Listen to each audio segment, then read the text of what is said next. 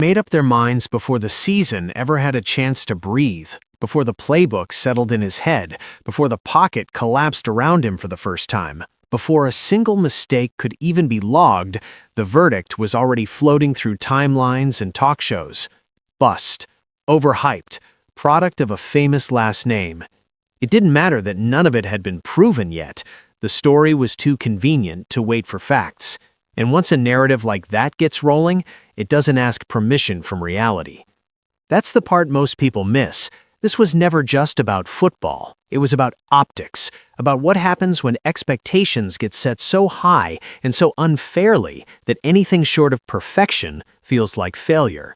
From the moment Shedeur Sanders stepped into an NFL building, he wasn't measured like a normal rookie. He was measured against a legend, against a brand, against an idea people already felt strongly about. And when that happens, patience disappears fast. You could feel it in the way his name was spoken, not analyzed, not evaluated, but framed. Every throw came with an asterisk. Every calm response got twisted into arrogance. Every quiet moment became proof that he didn't have it.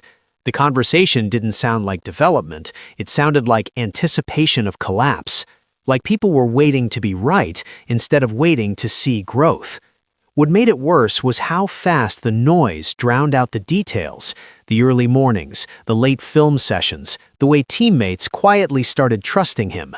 None of that trends. None of that fits into a hot take. And so it got buried underneath louder, easier storylines.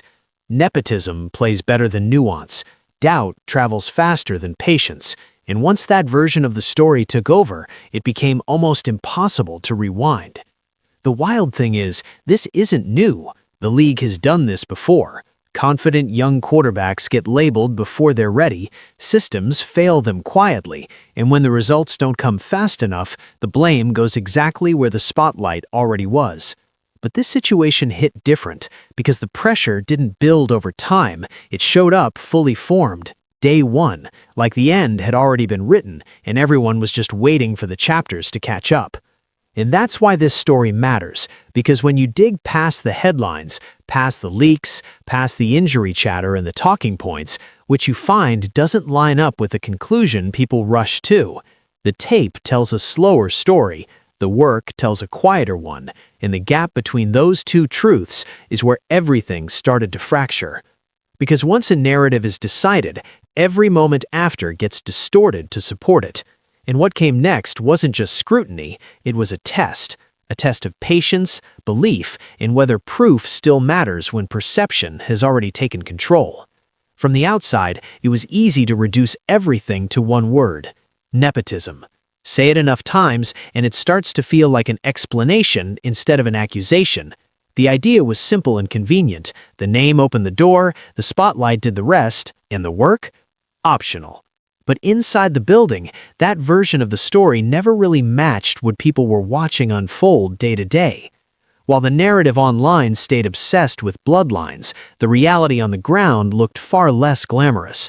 Shedeur wasn't floating through practices or leaning on favoritism. He was early, consistently. Not in a ceremonial way, but in the quiet hours when the facility hasn't fully woken up yet. Film on, notebook open, already dissecting concepts most rookies are still trying to memorize. Coaches noticed it, so did teammates. That kind of preparation doesn't care who your father is. The confidence people love to hate didn't come from entitlement, it came from repetition, from knowing the install cold, from understanding why a protection failed instead of just blaming the line. And that difference matters, because confidence built on shortcuts collapses fast. Confidence built on preparation is steady, almost boring to watch if you're looking for drama. That's why it got misread. Mechanics were another easy target early on. Social clips slowed down every throw, hunting for flaws, ignoring progress. But week by week, the small things tightened. Footwork smoothed out, release time shortened, reads got cleaner. These weren't viral changes, they were developmental ones, the kind that only show up if you're actually paying attention instead of searching for confirmation of what you already believe. There was also a quiet shift happening in the huddle. Veterans started listening. Receivers started adjusting routes mid-rep because they trusted the timing. That doesn't happen because of a last name. That happens when a quarterback earns it, rep by rep. And it's subtle enough that most people never clock it until it's already established. What critics kept calling arrogance showed up very differently in person. It looked like calm, measured responses. No over-explaining, no chasing approval. When things went wrong, he didn't sulk and he didn't deflect. He took it back to the film room. That's not swagger, that's focus. But focus doesn't satisfy people who are waiting for failure. It doesn't give them a clip, a meltdown, or a soundbite to run with. And that's where the gap widened.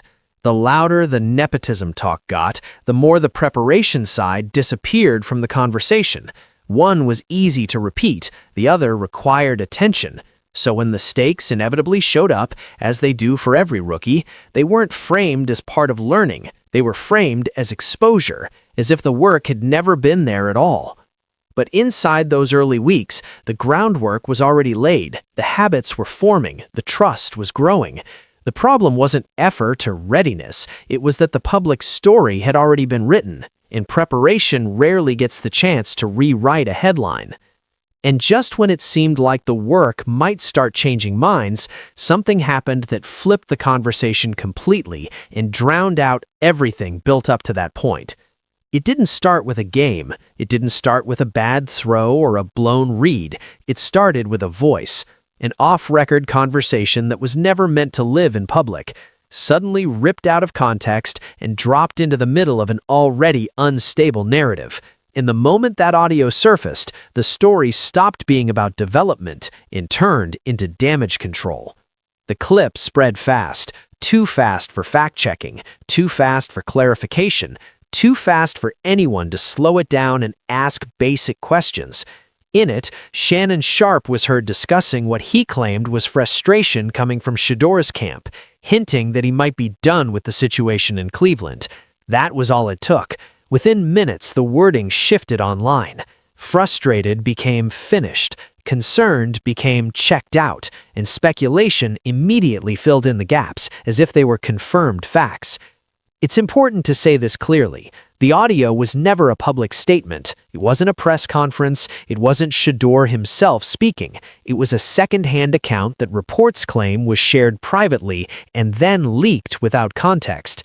But once that nuance disappears, it's almost impossible to put it back. Headlines don't thrive on caution. They thrive on implication. Shannon tried to walk it back, not fully, but enough to signal that things had been overstated. By then, it didn't matter. The clip had already done its job. It reignited every doubt, every quiet suspicion, every lazy take that had been sitting just beneath the surface. Suddenly, the conversation wasn't about how Shedeur was progressing. It was about whether he wanted out, whether he trusted the organization, whether he was already planning his exit. And here's where timing matters. This didn't happen in a vacuum. It happened while the Browns were still sorting out their quarterback situation, while leadership questions were already swirling, and while patience in Cleveland was already thin. So instead of being viewed as one person's perspective, the leak got folded into a much bigger story about dysfunction, instability, and inevitability. What made it more explosive was Shannon's reputation. He wasn't a random voice chasing attention. He'd been one of Shedeur's more consistent public defenders. So when that voice hinted at frustration, people treated it like confirmation instead of commentary, as if someone who believed in him must be seeing something everyone else missed. But there's a difference between frustration and quitting, and that difference got flattened instantly. No one stopped to ask what kind of pressure a rookie quarterback might feel in a chaotic situation. No one asked whether frustration might come from wanting more stability, more clarity, more commitment. They jumped straight to the most dramatic conclusion because drama was already what people expected. Inside the building, nothing actually changed that day. The routine stayed the same, meetings happened, rehab continued, prep didn't stop. But outside, the tone shifted sharply. The audio leak didn't reveal a secret plan. It gave people permission to believe the ending they'd already decided on. And once that seed was planted, every moment after was filtered through it. Silence became confirmation. Neutral quotes became red flags. Any setback became validation. The match had been lit, and no amount of context was going to put it out easily. Because the moment speculation feels like insider knowledge, it stops being questioned, and the next chapter of this story wasn't going to be written by words at all. It was going to be written on tape. Here's where things got uncomfortable for the narrative, because while the noise got louder, the tape started telling a story that didn't line up with the panic.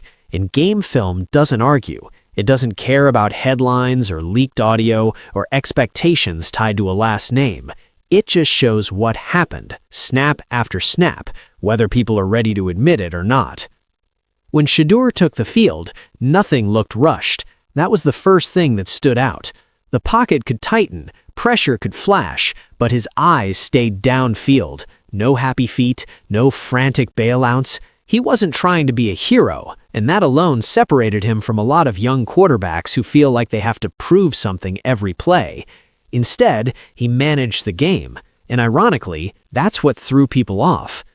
The reads were clean, not flawless, but deliberate. He got through progressions, checked out of bad looks, took what defenses gave him instead of forcing highlights that weren't there. Ball placement showed intent. Tight windows weren't accidents. They were choices made with timing and trust. That's not what not NFL ready usually looks like on film. Even under pressure, the poise held. You could see it in 2-minute situations, where most rookies speed up and start overthrowing. Shedeur didn't. The tempo stayed controlled, the mechanics didn't fall apart. His footwork stayed disciplined, and his release time actually improved as the reps stacked up. Those early criticisms about sloppy mechanics didn't just fade, they got disproven quietly, which is the worst possible outcome for a loud narrative. There was a particular stretch that changed how people inside the league started talking. Against real competition, with defensive looks designed to confuse him, he stayed composed. He didn't light up the stat sheet, but he didn't hand the game away either. Low turnovers, smart decisions, efficient drives. It wasn't flashy enough to trend, but it was effective enough to matter. And that's where the disconnect became obvious, because the same voices calling him overrated weren't breaking down coverages or timing routes. They were skimming box scores or waiting for a meltdown that never came. When it didn't, the conversation just stalled, as if people didn't know where to go once the evidence stopped cooperating. Coaches noticed. Analysts who actually watched the tape noticed. That's why the internal evaluation didn't match the public outrage. Promotion didn't come from hype, it came from consistency, from a quarterback showing the same calm decision-making whether the moment was quiet or chaotic. You don't advance in an NFL building off a surname. You advance because you're executing the plan.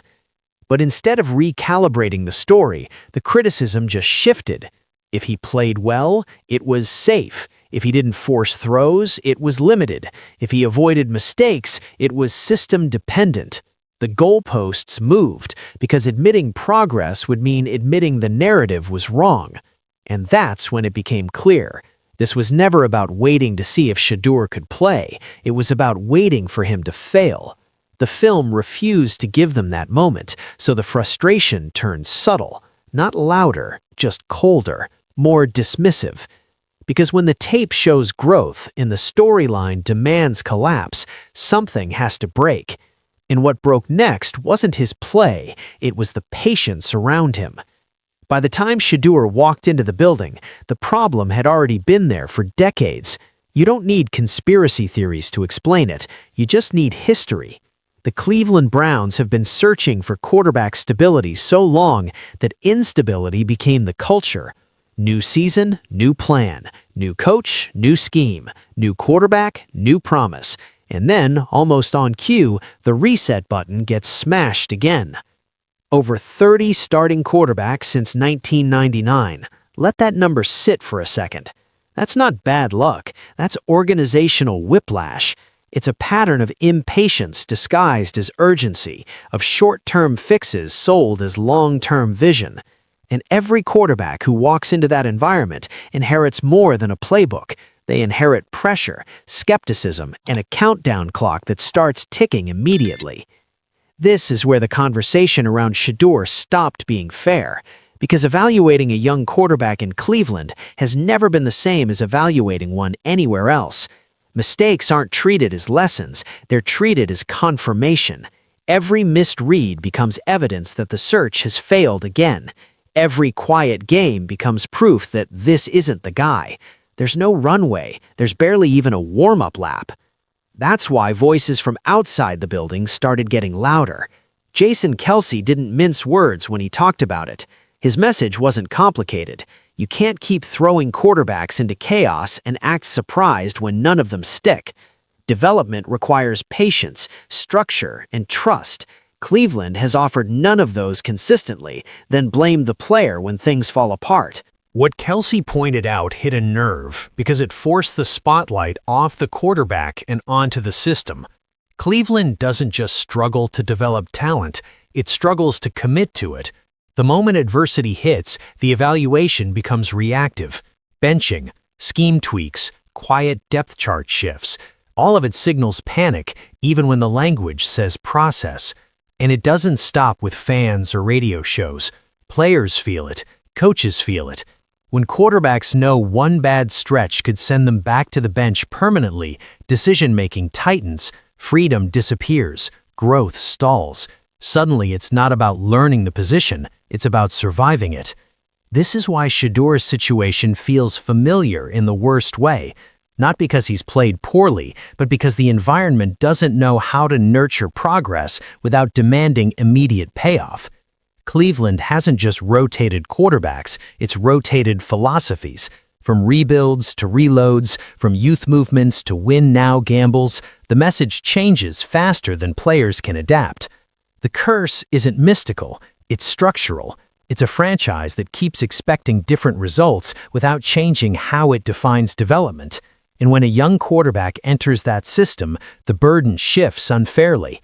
Suddenly, he's not just learning the league, he's carrying the weight of every failed experiment before him. That's the backdrop Shedeur stepped into. Not a clean slate, but a graveyard of unfinished plans. And once you understand that, it becomes harder to treat his story as isolated. Because the problem Cleveland keeps wrestling with isn't whether their quarterbacks are good enough, it's whether the organization ever gives them enough room to become good at all. The injury didn't just stop him from playing, it changed the entire tone overnight. One moment the conversation was tense but manageable, the next it flipped into something far more toxic. As soon as the word "back" entered the discussion, the whispers came back louder than ever. Fragile, breakdown, another one that couldn't hold up. It didn't matter how minor or common the injury was, the timing made it irresistible. In this league, injuries are expected, especially for quarterbacks adjusting to NFL speed. Bodies tighten, hits accumulate, and precaution gets mistaken for weakness.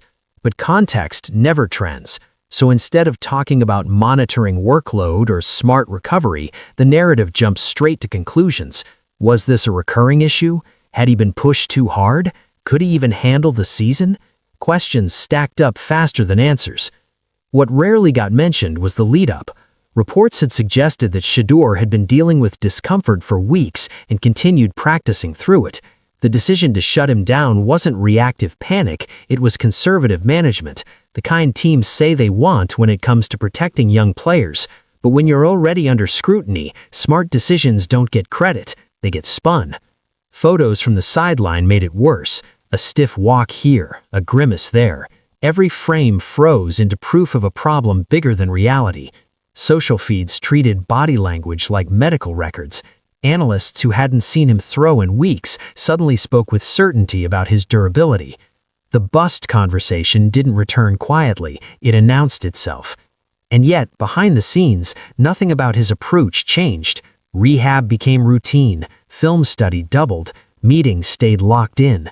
You'd see him on the sideline fully engaged, headset on, talking through reads, breaking things down with receivers. That doesn't make headlines, but it matters inside a locker room. That's how leadership shows up when the stat line can't. The irony is how familiar this part of the script is. Early injuries have touched some of the league's best quarterbacks. Missing time isn't a career verdict, but when an injury aligns perfectly with an existing narrative, it becomes ammunition. The same people who demanded patience when talking about the organization suddenly ran out of it when judging the player. The whisper campaign fed itself. If he was out, it meant doubt. If he was quiet, it meant trouble. If the team avoided specifics, it meant they were hiding something. No interpretation leaned neutral. Everything tilted negative because that's where the story wanted to go. But the injury didn't reveal weakness. It revealed how fast the football world turns on young quarterbacks when the environment is already unstable. Recovery stopped being about health and started being about survival, not just of the body, but of reputation. And as the whispers grew louder, something else started to fade. The support, the clarity, the certainty that the organization and its young quarterback were moving forward together. What replaced it was silence, and silence in this league is rarely just silence. At first, it was subtle enough to miss if you weren't looking for it. Answers got shorter, praise turned generic, eye contact disappeared from press conferences, and then the pattern became impossible to ignore. When questions shifted toward Shedeur's future, the responses from the top stopped carrying conviction. Head coach Kevin Stefanski didn't criticize him. He didn't defend him either. He stayed in the middle, using language that sounded safe but revealed very little. Developmental timeline, part of the plan. We're evaluating everything. On paper, that's standard coach speak. In context, it felt like distance. In the NFL, silence from leadership speaks louder than criticism. When a coach truly believes in a quarterback, he says it plainly, especially when the noise gets loud. He closes ranks, he sets a tone. And when that doesn't happen, speculation rushes in to fill the gap. Suddenly, every vague quote becomes a headline. Every non-answer gets read as hesitation. What made this moment especially uncomfortable was the contrast. Earlier in the process, there had been visible engagement, hands-on coaching, sideline conversations, real-time feedback. But after the injury and the media storm, that energy cooled. Whether it was strategic deflection, internal uncertainty, or simple self-preservation, the message changed, and players feel that shift immediately. This is where organizational pressure complicates everything. Stefanski's job security isn't abstract. Cleveland expects results now, not in 2 years. When coaches start coaching for survival, development becomes riskier than caution. Backing a young quarterback publicly takes confidence. It also takes insulation, and Cleveland hasn't exactly been known for providing that. So instead of anchoring the conversation, leadership let it drift, and drift in this market turns into doubt fast. The lack of affirmation didn't mean Shedeur was done, but it did mean he was alone in the court of public opinion, left to interpret silence as everyone else did, as uncertainty. Inside the locker room, players kept it professional. Outside, the vacuum grew louder. Analysts wondered if the organization was hedging. Fans asked if patience was already wearing thin. And without clear messaging from the top, every theory sounded plausible. This wasn't about one press conference or one quote. It was about accumulation, a series of moments where belief wasn't reinforced when it mattered most. And in a league where perception can steer careers, that hesitation carries consequences. Because when leadership goes quiet in the middle of chaos, it doesn't calm the storm, it legitimizes it. And that silence set the stage for the next voice everyone was waiting to hear. When Deion Sanders finally spoke, he didn't raise his voice. He didn't call anyone out by name. He didn't go scorched earth, even though plenty of people expected him to. Instead, he chose something far more pointed: restraint. And for someone who understands media storms better than almost anyone in football, that choice said more than a rant ever could. Asked about how his son was handling the transition to the league, Deion didn't rush to defend stats or argue timelines. He went somewhere deeper. Pressure is nothing new to him. He's built for the lights, but not everybody wants to see him shine. It sounded supportive on the surface, but underneath it was a warning. Not loud, not emotional, just honest. Deion knows how this works because he lived it. He's seen how confidence gets misread, how expectations shift the moment a player doesn't fit the image people want to project onto them.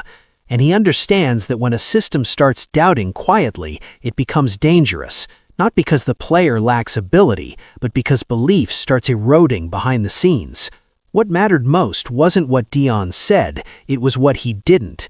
He didn't promise dominance, he didn't demand special treatment, he didn't frame Shedeur as a victim, he framed him as prepared, built for scrutiny, capable of growth. That's not a defense, that's a reminder. The subtext was clear. The pressure surrounding Shedeur isn't about his performance, it's about perception, about proving people wrong instead of being allowed to develop. And when a young quarterback spends more energy surviving narratives than learning the position, something in the system is broken. Deion also understands timing. He waited until the noise had peaked, until silence from the organization became impossible to ignore. Then he spoke calmly, letting everyone draw their own conclusions. This wasn't a father interfering, it was a veteran recognizing a pattern he's seen end badly too many times. There was also a line he never said out loud, but didn't need to. Talent isn't the issue here, support is. And if that support never fully shows up, decisions get made that people later pretend were inevitable. Careers reroute quietly, opportunity moves elsewhere. That's why his words landed. They weren't emotional, they were surgical. A signal that while Shedeur was focused on his job, someone was watching the bigger picture closely. Someone who knew when belief starts slipping and what that usually leads to. Because this story was never just about a rookie quarterback struggling or succeeding. It was about whether the environment around him would match the work he was putting in. And that question was no longer hypothetical. It was approaching a moment of reckoning. When you strip everything else away, that's what this comes down to. Proof versus perception. One of them is loud, emotional, and spreads fast. The other is quiet, methodical, and shows up on tape. Whether people want to acknowledge it or not. And right now, those two things are moving in opposite directions. Perception says Shedeur is unfinished, overexposed, maybe even expendable. Proof says he's improving, preparing, and handling pressure in a way most rookies don't. Perception looks at silence and assumes doubt. Proof looks at habits, consistency, and response to adversity. The gap between them isn't accidental. It's been built by impatience, by a system that confuses urgency with development, and by narratives that formed long before evidence had a chance to catch up. This was never about asking for special treatment. It was about asking for something far more basic: time, structure, belief. The same runway given to countless quarterbacks in better situations, the kind that allows mistakes without branding them as failures, the kind that lets growth happen without demanding perfection as the entry fee. Cleveland now sits at a familiar crossroads: build or start over again, choose patience or repeat the cycle that's defined the franchise for decades. Because if the organization decides based on perception, the ending is predictable. Another name added to a long list, another reset justified with hindsight, another what could have been. But if they decide based on proof, the story changes. The tape already shows a quarterback who protects the ball, understands the playbook, adjusts, and doesn't fold when the spotlight gets hot. Not a finished product, a foundation, and foundations don't look flashy until something real is built on top of them. The truth is, Shedeur isn't broken, he isn't exposed, he isn't a cautionary tale. He's early, and in this league, being early is dangerous if the environment doesn't have the patience to meet you there.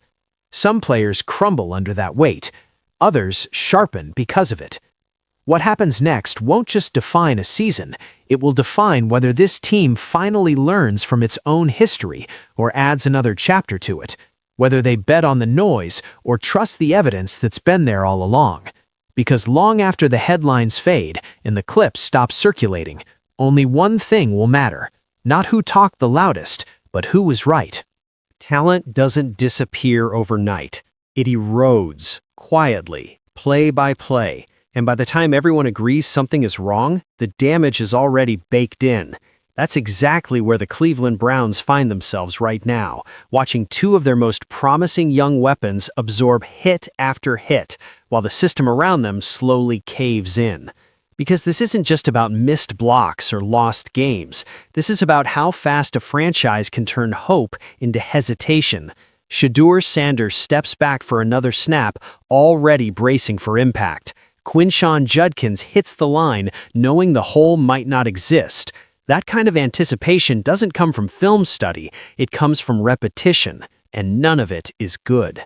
What makes this worse is the silence. No tantrums, no public ultimatums. Judkins didn't throw anyone under the bus. Sanders hasn't complained.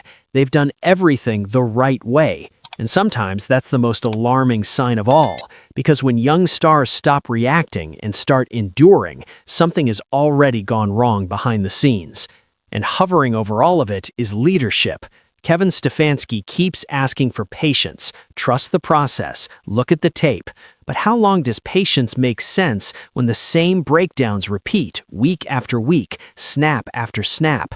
At what point does development quietly turn into damage? Because this isn't a slump you shake off with time, it's a pattern, and patterns don't care how talented you are. They only care how long you ignore them.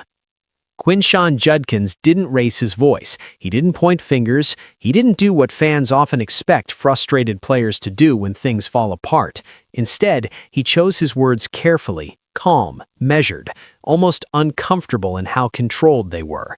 And that's exactly why they landed the way they did.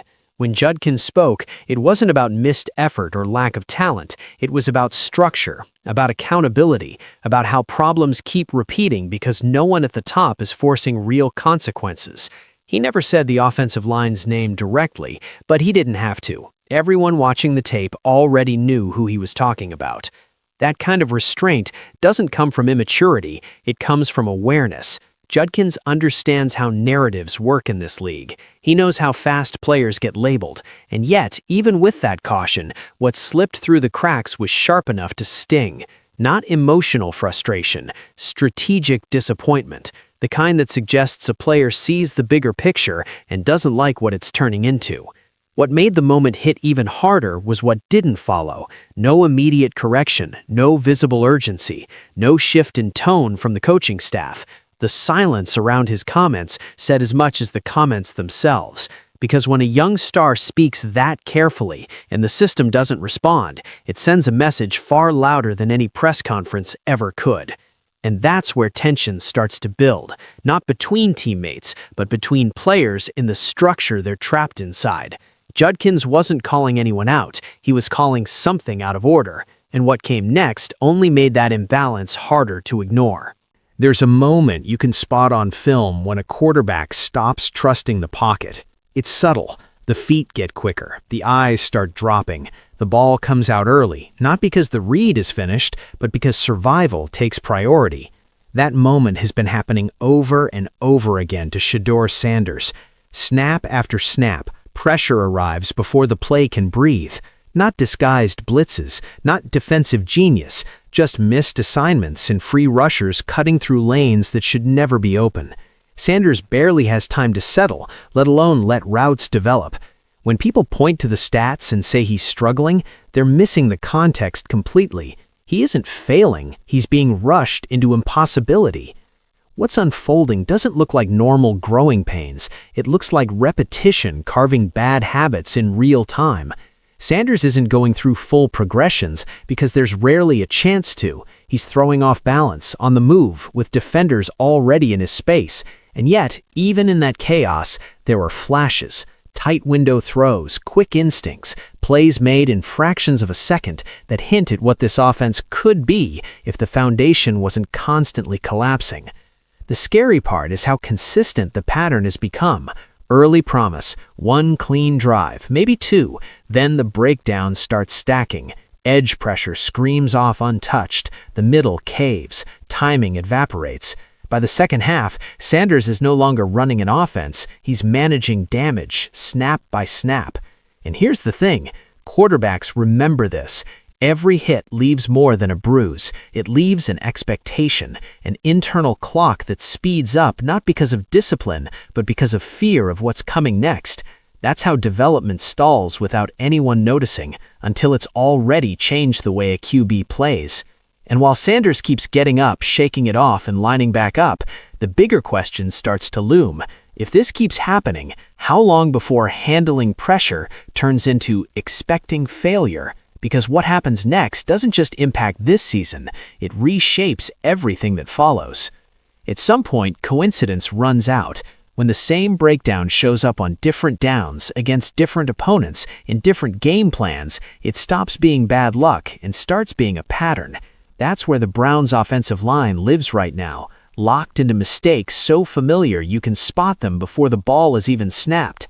Linemen stand upright as rushers slip past untouched. Stunts go unrecognized. Assignments vanish mid-play like everyone expected someone else to handle it. This isn't about effort. You can see players trying, but trying doesn't matter when the fundamentals aren't there and the communication never holds. No amount of play-calling creativity survives a front that can't execute the basics. What makes this collapse even damaging is how predictable it's become. Defenses don't need to disguise pressure. They don't need exotic looks. They just test the same weak points and wait. And every week, those weak points cave in on schedule.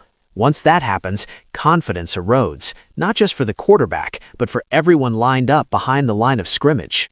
That's why rotating personnel hasn't changed anything. Swapping names doesn't fix chemistry.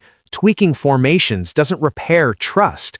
Protection is 5 players acting as one. And right now, this unit looks like 5 individuals hoping for the best. When cohesion disappears, everything downstream suffers. Timing, rhythm, and belief.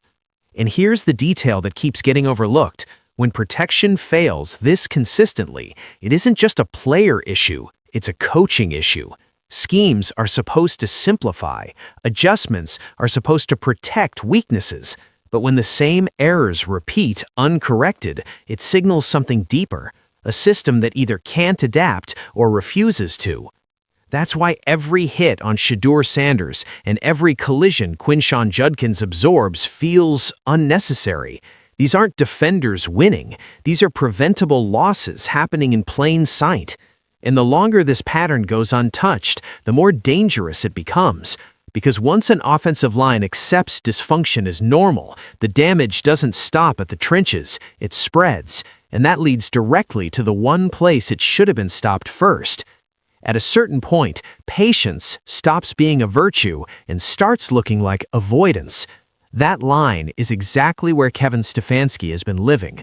Week after week, the message stays the same. Trust the process, evaluate the tape, clean things up. The problem isn't the words themselves, it's the timing. Because while explanations keep coming, urgency never seems to arrive. This isn't about overreacting to one bad performance. The warning signs didn't show up once, they showed up early and kept repeating. Collapsing pockets, missed assignments, free rushers. And yet, the response stayed cautious, almost detached, as if these issues would correct themselves with enough patience. That works for minor problems. It doesn't work for structural ones. What makes this stretch so damaging is the delay. Adjustments in football aren't just about what you change, they're about when you change it. By the time tweaks are considered, damage has already been absorbed, hits have already been taken, confidence has already been chipped away. Patience, in this case, hasn't protected anyone, it's exposed them. There's also the quiet message that sends to the locker room. When the same unit struggles and faces no real consequences, accountability starts to blur. Players notice, not in a dramatic way, but in a slow realization that standards are negotiable. And once that belief sets in, effort alone can't compensate for structure that never corrects itself. Reports and fan speculation suggest frustration hasn't exploded because everyone understands the optics. Young players especially know how quickly criticism can be flipped back on them. So instead of noise, you get endurance. Instead of confrontation, you get silence. But silence doesn't mean acceptance. It means patience is running thin. Stefanski's approach was meant to stabilize. Instead, it's created a dangerous limbo where problems are acknowledged but never confronted head-on. And the longer that limbo lasts, the harder it becomes to convince anyone that real change is coming. Because patience only works when progress follows. And right now, progress feels like a promise that keeps getting pushed to next week. This is the part most people don't see on a stat sheet. What constant breakdowns do to young stars isn't always loud or immediate. It's subtle. It shows up in hesitation, in shortened reads, in decisions made half a second sooner than they should be. And once those habits form, they don't just disappear because the situation improves. For Shedeur Sanders, repeated pressure rewires instincts. A quarterback stops trusting that the pocket will hold and starts planning escape routes before the ball is even snapped. Eyes drop faster, mechanics rush, throws lose timing. Not because the talent faded, but because survival becomes the priority. Development turns defensive, and that's one of the hardest things to undo. You can see it in the body language. Sanders on the sideline isn't confused, he's exhausted, mentally running through plays that never had a fair chance to work, processing hits that keep coming whether he makes the right read or not. That kind of wear doesn't just affect Sundays, it follows a quarterback into practice, into preparation, into the way they see the field. And for Quinshon Judkins, the toll hits differently but just as hard. Running backs are built on timing and trust. Trust that the crease will be there. Trust that if they press the hole, the wall in front won't collapse instantly. When that trust disappears, hesitation creeps in. Not because the runner lacks aggression, but because chaos has become expected. Judkins is already making first contact behind the line more often than any young back should. He's forced to turn broken plays into survival drills. Every carry becomes effort over opportunity. That kind of workload wears down confidence just as much as it wears down the body. And over time, even elite burst starts feeling wasted when the design never gives it room to shine. This is how careers quietly bend in the wrong direction, not from one bad season, but from repeated exposure to dysfunction during the most formative years. Young stars don't just learn playbooks in these moments, they learn what to expect. And when what they're taught is instability, that lesson sticks. And that's the real danger here. Because once players start adjusting downward, lowering expectations just to get through games, the ceiling everyone once dreamed about starts to shrink. And that's not something you fix with a better week or a friendlier matchup. This is where things stop being about schemes and start being about atmosphere. Cultures don't collapse loudly, they drift, slowly, almost politely. And right now, it feels like the Cleveland Browns are drifting into something far more dangerous than a losing streak: acceptance. You can see it in the body language. Missed blocks no longer spark arguments. Blown assignments don't trigger sideline urgency. Players jog back into huddles with the look of people who already know what the next snap is going to look like. That's not composure, that's resignation. And once a team starts expecting things to go wrong, correcting them becomes twice as hard. What's unsettling is how normalized it's become. Instead of outrage, there's explanation. Instead of correction, there's reassurance. Reports and fan speculation suggest this shift didn't happen overnight. It grew quietly as the same problems lingered without consequences. When failure doesn't cost you anything, it stops feeling urgent. And when urgency dies, culture follows. For young players, this is poison. They're learning what normal looks like at the professional level. Not domination up front, not protection, not trust, but scrambling, compensating, surviving. That environment doesn't just impact performance, it reshapes identity. Players stop thinking about how good they can be and start thinking about how to get through the game intact. Even the messaging reflects it. Phrases like, "we'll clean it up," and "we're close," start to replace decisive action. That kind of language doesn't inspire belief, it buys time. And time is the one thing this roster can't afford to waste. because belief, once lost, is harder to rebuild than any depth chart. This is how talented teams quietly become brittle, not because they lack players, but because they lose conviction. And when a culture starts treating dysfunction like a phase instead of a threat, the collapse doesn't need a spark. It's already underway. And that leaves the Browns facing a question they haven't openly acknowledged yet. If this is the culture now, how long before the talent starts looking for a way out, or worse, starts shrinking to fit it? Rebuilds don't fail all at once. They fail in quiet stretches like this, when the pieces are in place, but the environment refuses to support them. That's the uncomfortable reality facing the Cleveland Browns right now, because this roster doesn't look empty, it looks mismanaged. Shedeur Sanders and Quinshon Judkins aren't theoretical prospects, they're already showing flashes that franchises spend years chasing. Arm talent under pressure, vision in traffic, playmaking that survives chaos. That's supposed to be the foundation. That's the window, and windows in this league don't stay open long. What makes this moment so dangerous is how easily it can be rationalized away. Close losses, tough matchups, youth, growing pains, all true on the surface, but underneath it sits a harsher truth. Time doesn't pause for potential. Every week that passes without protection, without structural change, is a week where development stalls and confidence leaks out. The scary part is how fast that window can close without a trade or an injury ever happening. Quarterbacks start playing tight, running backs stop trusting schemes, careers bend subtly, then permanently. And by the time a front office realizes it's gone, the narrative has already shifted from building something to what went wrong. There's also the human side that rarely gets acknowledged. Young stars don't just evaluate teams by talent, they feel the environment. They remember who adjusted for them and who asked them to endure. Reports and fan speculation suggest that patience isn't infinite even when players stay professional, because no one wants to be the face of a rebuild that never actually protects its core. This is the inflection point. The Browns can treat this stretch like a rough chapter, or they can recognize it as a warning, because rebuilds aren't wasted when they lose games. They're wasted when they teach the wrong lessons. And if nothing changes soon, this won't be remembered as the beginning of something promising. It'll be remembered as the moment the Browns had their future in hand and let it slip through.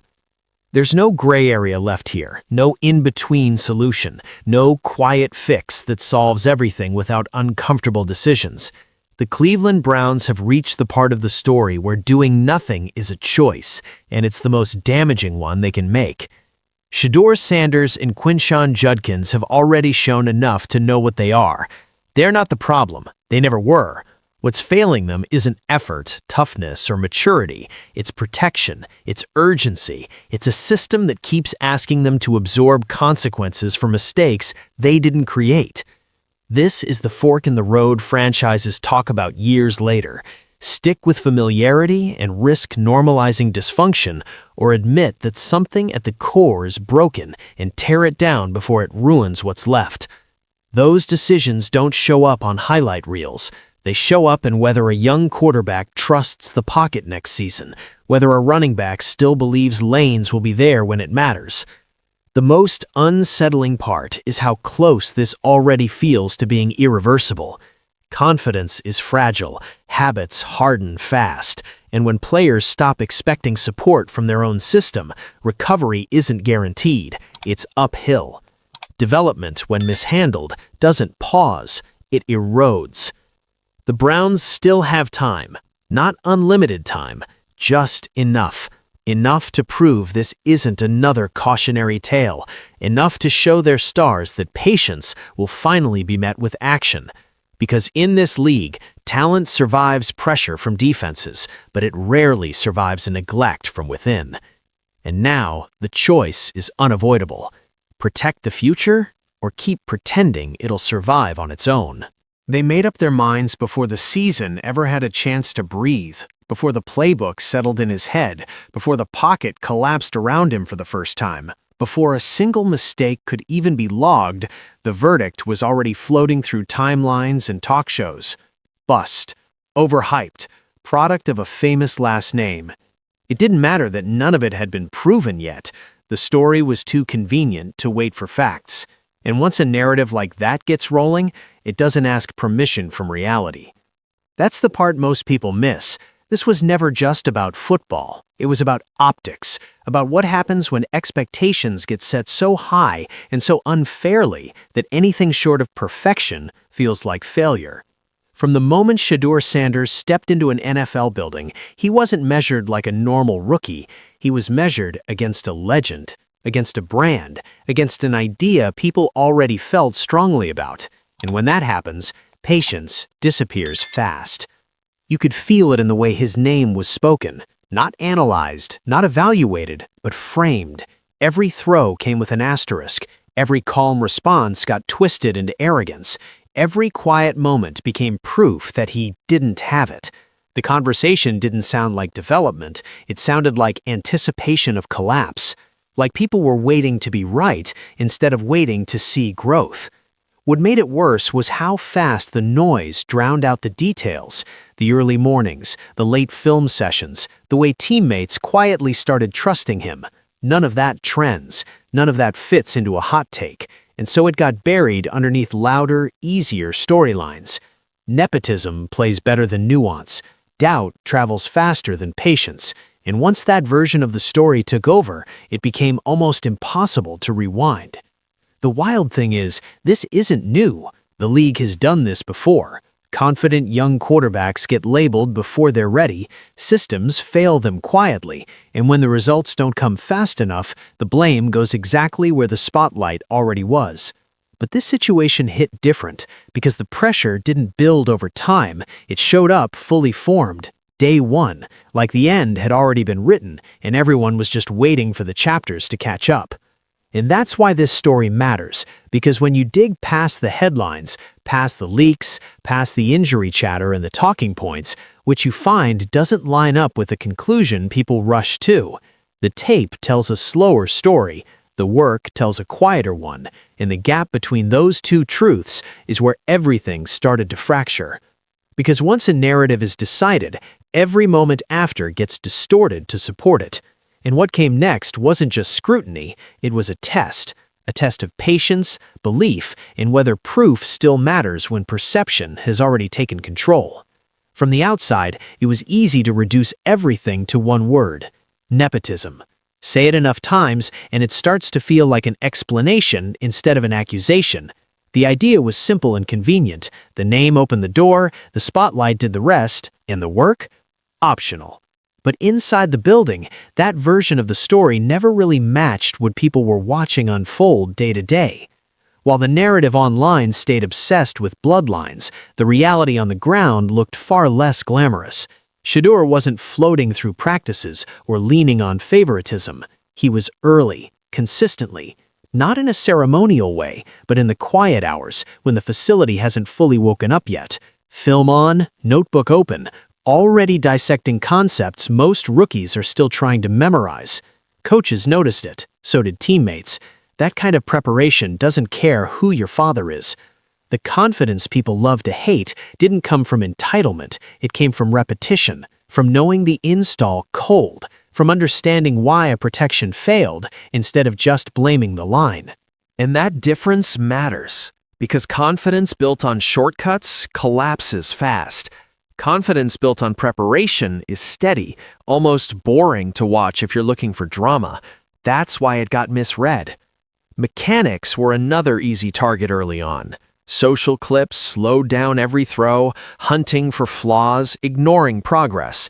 But week by week, the small things tightened. Footwork smoothed out, release time shortened, reads got cleaner. These weren't viral changes, they were developmental ones, the kind that only show up if you're actually paying attention instead of searching for confirmation of what you already believe. There was also a quiet shift happening in the huddle. Veterans started listening. Receivers started adjusting routes mid-rep because they trusted the timing. That doesn't happen because of a last name. That happens when a quarterback earns it, rep by rep. and it's subtle enough that most people never clock it until it's already established. What critics kept calling arrogance showed up very differently in person. It looked like calm, measured responses. No over-explaining, no chasing approval. When things went wrong, he didn't sulk and he didn't deflect. He took it back to the film room. That's not swagger, that's focus. But focus doesn't satisfy people who are waiting for failure. It doesn't give them a clip, a meltdown, or a soundbite to run with. And that's where the gap widened.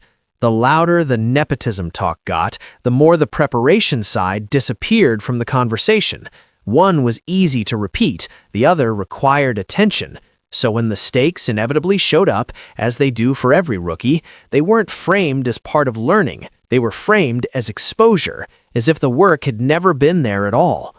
But inside those early weeks, the groundwork was already laid, the habits were forming, the trust was growing. The problem wasn't effort or readiness, it was that the public story had already been written, and preparation rarely gets the chance to rewrite a headline. And just when it seemed like the work